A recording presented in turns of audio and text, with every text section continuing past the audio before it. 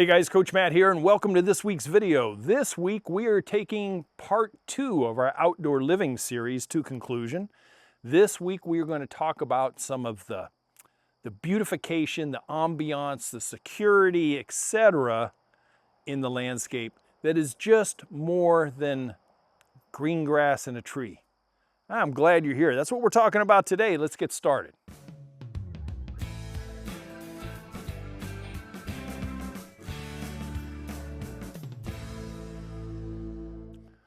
Hey, welcome back. Hey, when we covered part 1, which will be listed right here, and I think something down in the description below, but in part 1, we covered outdoor kitchens and outdoor landscape structures, which is really kind of the hub of accessorizing in a residential or even a light commercial landscape. Well, this week we dive off into the other accessories that are available to you out there, depending on the old checkbook.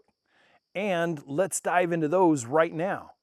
The first ones we're going to talk about is H2O. Nothing more makes such a statement as a landscape that has still water or moving and running water. It transforms a landscape. It takes it from, hey, pretty nice and neat to, holy cow, look at that type of sounds, sights, feelings, and some of the attractions. So when it comes to water features, there's a few out there. Let's talk about the big 3 though. The first one is going to be lined water features. And when I say lined, that means in the ground, excavated out, and then lined with a protective fabric, and then finished with a rubber liner. And in some cases, depending on how big you're actually making it, you might put another protective fabric over the rubber liner as well. Then they're generally boulder filled, boulder ringed, because most of the excavation is going to be grade level, tiered down 12 inches, tiered out, tiered down bottom. Depending on where you live, there may be code requirements that you have to meet. Certain code requirements where I used to work was 24 inches or less did not need a permit. 24 inches or more did.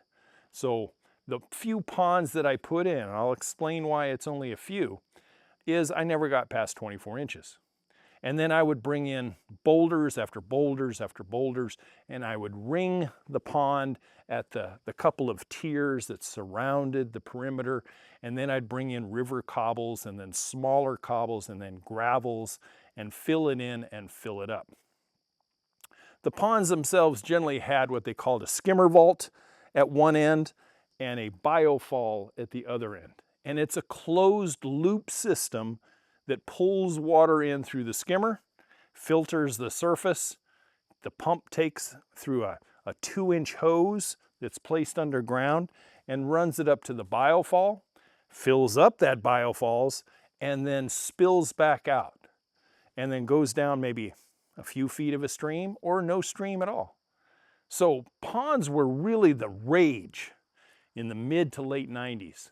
You know, some of the pioneers that are out there, like Greg Whitstock from Aquascape, he's the one that brought that stuff to the forefront of landscaping. And I was on board with it, I really was. And I started getting into water gardening pretty hard and heavy. But then there was a glitch in the matrix.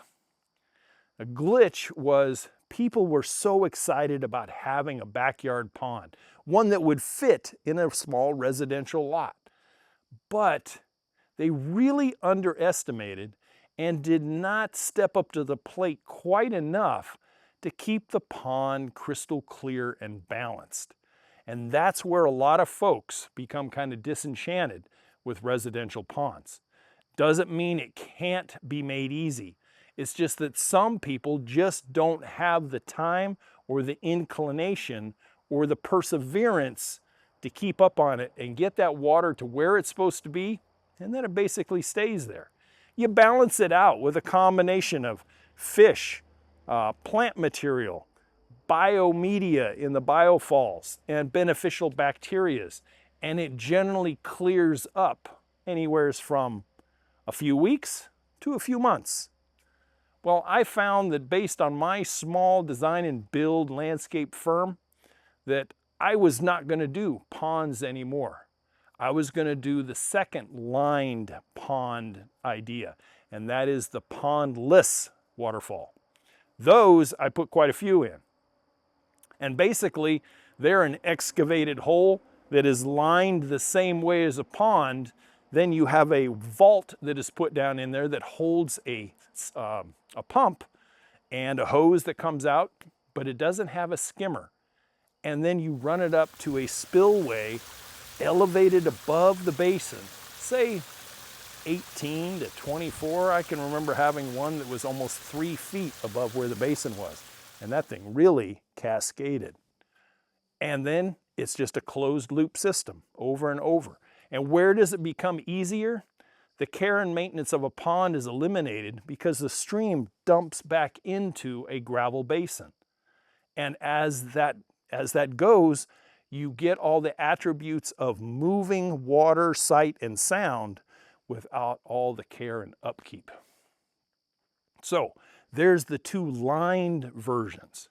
Now, what we have also is the tried and true, although not quite as popular as it used to be, the cement statuary water features.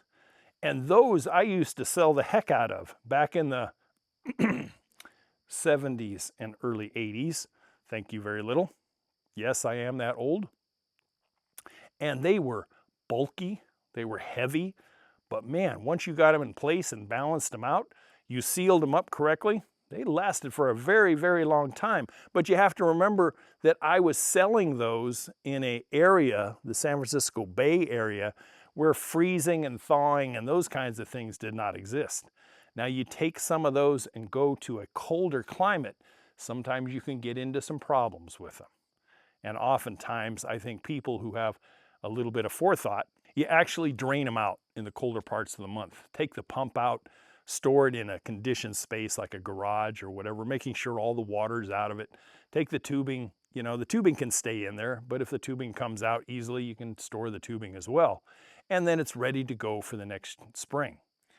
Now, those things can be small little corner cement statuary fountains, something really quaint off of a small condo patio, up to monolithic size, huge, grand estate entrance type of water features that are 20 feet across, and then everything in between.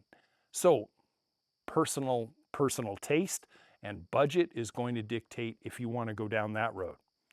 Now the third kind, and I think is very timely right now, and that is the hybrid water features. Those are the ones that are made out of composite resins, and they come in spheres, they come in urns, they come in spillway bowls, they come in a variety of shapes and sizes, and those I found from a residential standpoint, as far as care, price point, etc., I use those a lot in the second half and the later years of my landscaping career. Stacked slate urns from Aquascape Corporation, the spillway bowls and that kind of stuff, really, really set off a landscape project. It really did. And it gave that little cherry on top to a brand new project when people could go out and enjoy the sights and sounds. And I had them at Weed Patch Ranch. I had both the Pondless waterfall and the stacked slate standalone water feature. And I'll tell you, one added benefit to this is the amount of wildlife that you will attract, depending on where you're at. But when I say wildlife, I mean fur bearers and feather bearers. And the two water features that we had at Weed Patch Ranch, oh my gosh, during the hot summer months, we were the way station in the local area for water for these guys. Every morning when I had the Pondless waterfall on a timer, and it would kick on like at 6:30 in the morning and then kick off at like 10:30, 11, so I didn't have a lot of evaporation, and then I would kick it back on, at like 6 o'clock and let it run till 10 o'clock. But between 6 o'clock and 10 o'clock, I'll tell you what, all the birds in the neighborhood were there, getting a drink, taking a bath. Same thing with the standalone feature that I had out front. Hummingbirds loved it because there was a really shallow lip on the top of the stacked slate urn, and they would come in there and take their baths. It was a nice thing to watch over a cup of coffee in the morning. Now, we also had a lot of furry friends. One particular situation, I walked out on a summer morning after the urn was running and the Pondless waterfall in the back was going. I came out to find 2 grown coyotes curled up on the front lawn, and they did not know I was there. Sound asleep they were. They got up about, I don't know, 2 minutes after, maybe they smelled me, I don't know. They ambled over to the water feature, got a little drink, and then ambled off. They found the front yard, and they were not dangerous or anything else. We also had raccoons, possums, a skunk or 2, ground squirrels. We even had owls and hawks that started to hang out in the area because of the fur bearers that were coming for a drink. So they found out, hey, food source. But this is what water will do to a backyard landscape. Like it or leave it, it's going to happen. You can also have little reptiles like frogs and newts and other things come in and take up residency there. So, water features, above all else, probably the #1 accessory that you can get involved in. So one thing that I really like about water features, I like them for a residential setting, and I'm in one. Even though I'm rural, I am in a residential setting, and I would really now rather have a man-made, self-contained water feature than what Mother Nature provides me. Sounds kind of weird, huh? But the reason is I'm kind of a control freak, and I can't control what Mother Nature does. And believe me, these tiny little trickly, beautiful little brooks have a whole nother personality that we have seen. And they're destructive in nature, they're eroding in nature. And so, do I wish I had a couple of spillway bowls planted on the back hill there? Yes, I do. I really do. And that would give me all the sights and sounds in addition to what Mother Nature provides. And yet I can clean it, I can top it off, I can empty it, I can do all kinds of things, and I don't have to worry about it washing my driveway away. Okay, moving on. Let's talk about the other accessory that goes right along with outdoor kitchens, structures, and water features, and that is low voltage lighting. Low voltage lighting I have covered ad nauseum on this channel on how to place them. But let's look at some of the benefits that you can reap from it. #1 is ambiance itself. You know, having an evening outside during the nicer parts of the year, when there's no bugs, it's not hot, you have family and friends over, having a little bit of lighting ambiance to light up walkways or the undersides of trees or that water feature that you've put in really adds another cherry on top of the landscape project. I am not talking about lighting it up like the Vegas Strip. I'm really not. I'm talking about tastefully doing it so that you don't need a flashlight to be outside. And you don't need giant 120-watt security lights to be outside.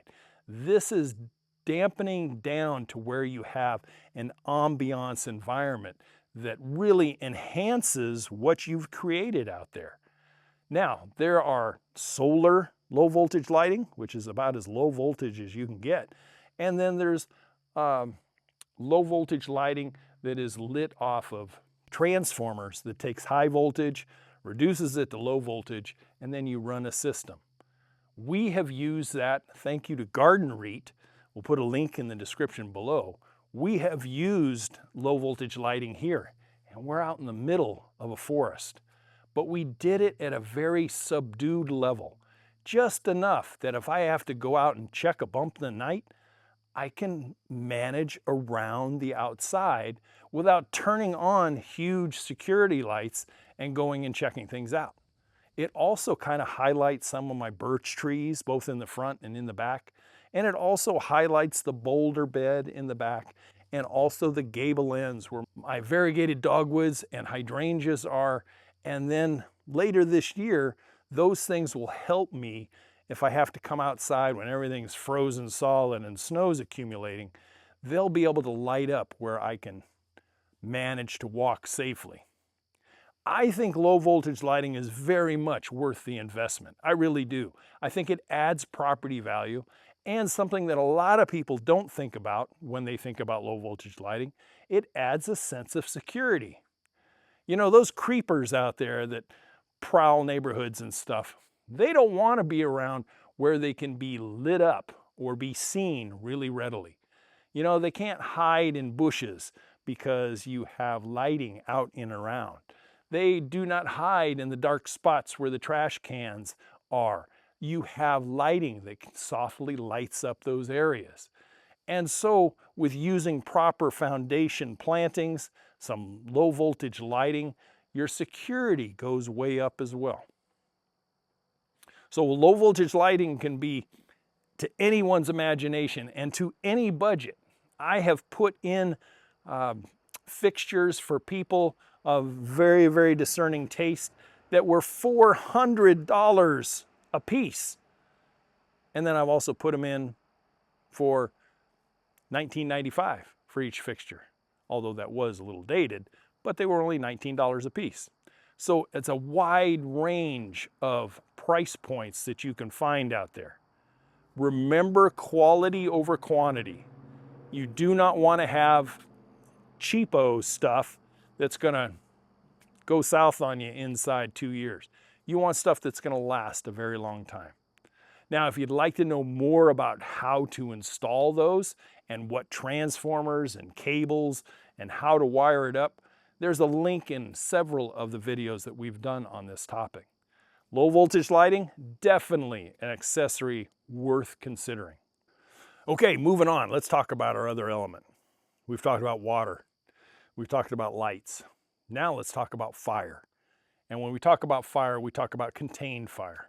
You know, fire's been around for, I don't know the first person that used fire for whatever, but it's been used for, shall we say, tens and tens of thousands of years for cooking, for heating, for safety, etc. Heck, now fire and fire pits are all the rage in a residential setting, provided that you can have them. I'm sure there's some municipalities, they're probably in California somewhere, or maybe New York, but I digress. They can be very, very simple, like a simple gathering of small boulders in a circle with a clearing around it that will not harm anything, and you can have yourself a little fire out there with family and friends. Roast some s'mores, have a conversation, have a drink.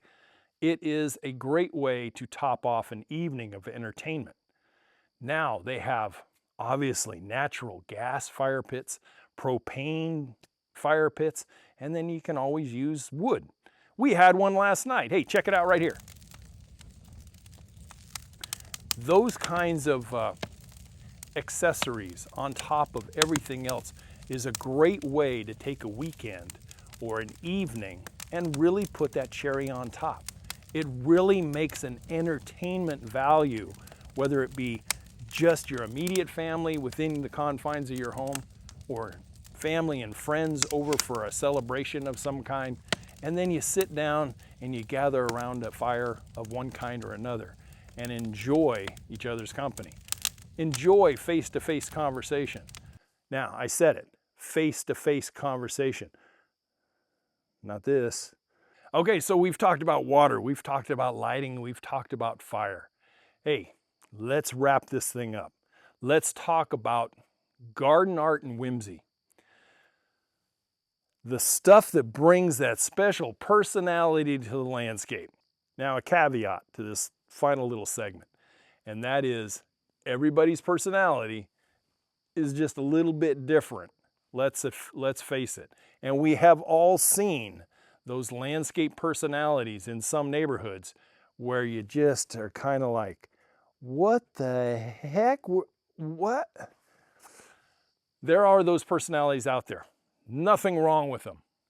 If they want to express themselves, let them express themselves, as long as it doesn't negatively affect the neighborhood and the neighbors.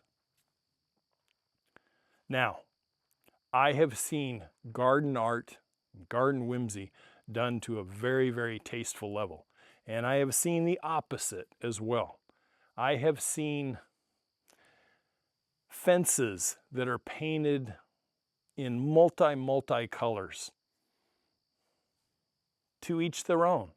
Not for me, but it is for them.